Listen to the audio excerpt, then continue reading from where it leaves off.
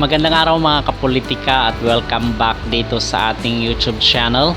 Kung kayo ay bago pa lang ay huwag kalimutang mag-like at mag-subscribe muna kayo para updated kayo dito sa ating mga latest issue. Sa videong ito mga kapolitika ay ating pag-uusapan itong susunod na laro ng Chocomocho Flying Titans dito sa nagaganap na PVL Open Conference, kasi bukas na po yung laro na naman ng Chocomocho Flying Titans, most especially ngayon na patapos na itong preliminary round. So ating pag-uusapan kung ano ba yung mga weakness at strength ng bawat team, kasi tatlong match na naman ang gaganapin bukas, but ngayon is hindi tayo magbibigay ng mga early forecast at mga early prediction sino ba yung mga teams na mananalo at sino ba yung mga teams na matatalo. Kasi doon sa ating previous video mga kapolitika ay atin na napag-usapan at naipaliwanag ko na rin yung aking side kung bakit hindi na tayo magkakaroon ng mga early forecast, kasi most of the time is na nangyayari naman at na napipredict naman natin kung sino yung mga teams na mananalo at sino yung mga team na natatalo. But meron ring mga times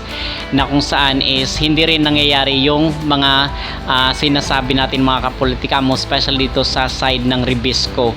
Okay, at nililibelan na nga tayo na anti-creamline daw tayo, anti-chocomocho daw tayo. So to be fair naman dito sa ating mga taga-subaybay dito sa ating YouTube channel ay hindi na tayo magbibigay ng mga prediction kung sino yung team na mananalo at sino yung mga team na natatalo, kasi after nung game, especially kung natatalo yung or nananalo yung team nila at sinabi natin na matalo ito, sinisingil po tayo ng mga supporter, most especially dito sa Creamline at sa Chocomocho mga kapolitika. So to be fair is again napaliwanag ko na yung aking side, at yung ibibigay na lang natin na mga ngayon na mga forecast ay ano ba yung mga weaknesses, ano ba yung mga strength ng bawat team, at ano ba yung mga kailangan na i-workout base na rin sa ating mga personal analysis at mga obserbasyon doon sa kanilang mga naunang mga laro. Kasi lagi nating sinasabi dito na hindi natin alam yung maging resulta bukas, so naging basis na lang natin yung mga previous nila na laro. Okay, kasi obviously hindi natin alam kung ano yung mga adjustment nila na kanilang ina-implement dito sa kanilang team as we speak. Okay, baka meron silang mga adjustment, so hindi natin alam yung at sinasabi nga ng iba is bilog daw yung bola, so hindi tayo dapat mag early forecast, which is narinig ko naman din yun dito sa ating mga viewers at mga taga-subaybay dito sa ating YouTube channel. Okay, at bakit ko rin ipinapaliwanag ang sarili mga kapolitika, kasi sinisingil nga rin ako nitong mga supporters, especially itong sa Creamline at sa Chocomocho Flying Titans. Okay, so dapat na tayong mag-move on doon at mag-proceed na din tayo dito sa ating tatalakayin sa videong ito. So yung ating tatalakayin mga kapolitika, ito yung maging schedule bukas, August 1. So sa first day of August, ang maglalaro dito sa 1 PM ay itong Petrogas versus Signal. Sa 3 PM ang maglalaro dito ay Chocomocho Flying Titans versus Capital One. At sa 5 PM ay itong Zeus Coffee versus sa Akari Chargers.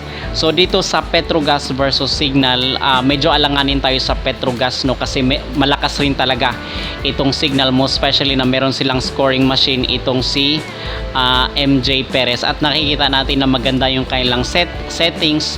Itong pasa ng bola nila is maganda rin, so talagang consistency na lang ang labanan dito ng Signal bukas. Pero para sa akin medyo angat itong Signal, kasi marami nga rin ang naka-obserba dito sa sa import ng Petrogas na hindi masyadong gumagana.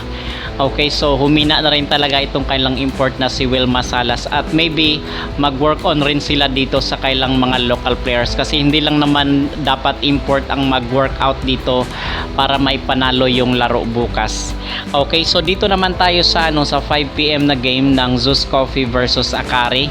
So obviously is medyo lamang dito yung Akari mga kapolitika, no? So may possibility na kung saan ay itong si Okaro na naman ang maging highlight bukas.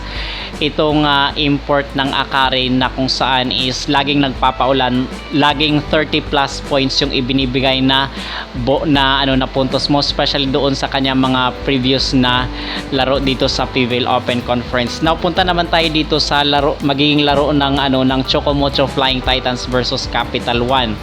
Okay, so ano ba yung number 1 talaga na maging problema bukas ng Chocomocho Flying Titans? Kasi ang nakikita natin doon sa ating previous video at doon sa mga previous na laro ng Chocomocho ay ito talagang import ng Chocomocho. Ito yung pinakamalaking problema na kinakaharap nila ngayon. So obviously is nagre-rely lang sila dito sa kailang mga local players, especially dito kay Tubino, dito kay Kath Tolentino, dito kay Molde, at itong kanilang mga middle blockers sila Madayag.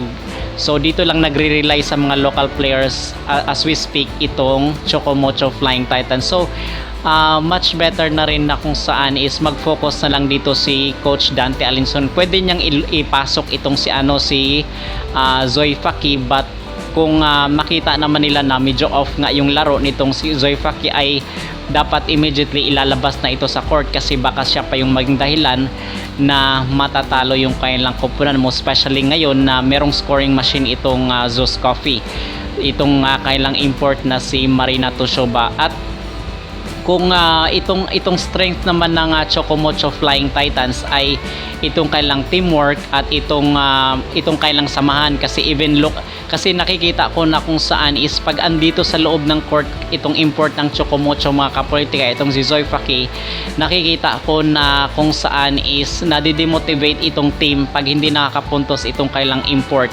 Okay, so hindi siya magandang motivation sa loob ng court. So ang dapat na lang gawin talaga dito ng coach ng Chocomocho ay dapat kung mapapansin na hindi nakakapuntos at hindi naka-convert ng puntos itong kailang import, ay dapat ilabas nila sa loob ng court para hindi pa madamay, hindi pa mahawa or ma-demotivate itong kailang mga local players dito sa Chocomocho Flying Titans. So yung kailang strength talaga is yung kailang teamwork.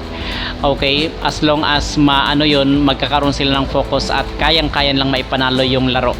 But dito ang maging sakit talaga ng ulo ng Chocomocho bukas mga kapolitika ay itong import ng Capital One. So most especially na natalo ng Capital One itong Petrogas, so wag dapat ismulin rin ng Chocomocho itong Capital One kasi ang sa side ng blue shirts ay meron silang si Marina Toshoba, itong ang sinasabi natin na scoring machine. Okay, at the same time maganda rin naman yung kailang depensa at napatunayan nga nila kasi ang sinasabi ng iba ay tsamba lang daw yung pagkapanalo dito sa sa Petrogas Angels. But for me, base doon sa aking obserbasyon ay talagang pinaghirapan rin naman talagang kinayod ng ng Capital One yung kailang pagkapanalo sa Petrogas, kaya hindi natin masasabi mga kapolitika sa ngayon na talagang tsamba lang yon or talagang pagkakataon lang na ipanalo ng Capital One. Talagang pinaghandaan nila with the help of their coach at itong kailang import na si Marina Toshoba. Okay, so ano ba yung dapat i-workout ng Capital One bukas? Ang dapat lang i-workout ay itong kailang consistency rin sa nakikita ko, kasi meron naman silang import na malakas kung ikukumpara mo dito sa import ng Chocomocho Flying Titans. At the same time, yung maging highlight bukas is itong si Tubino. So mag-expect tayo na maraming mga bola bukas ang ihahagis dito kay Tubino kasi nakita natin doon sa kanyang mga previous na laro, especially dito sa laro versus Zeus Coffee na kung saan is nahirapan talaga yung Zeus Coffee na i-block itong mga spikes ni Tubino. So mag-expect tayo bukas na isa si Tubino sa maging highlight sa laro versus dito sa dito sa Capital One. Okay, so kayo mga kapolitika, ano sa tingin nyo ang maging resulta bukas ng laro ng Chocomocho Flying Titans versus dito sa Capital One? Kayo na po ang bahalang humusga. Mga kapolitika, mag-comment down below at huwag kalimutang mag-like at mag-subscribe na rin kayo para updated kayo dito sa ating mga latest issue.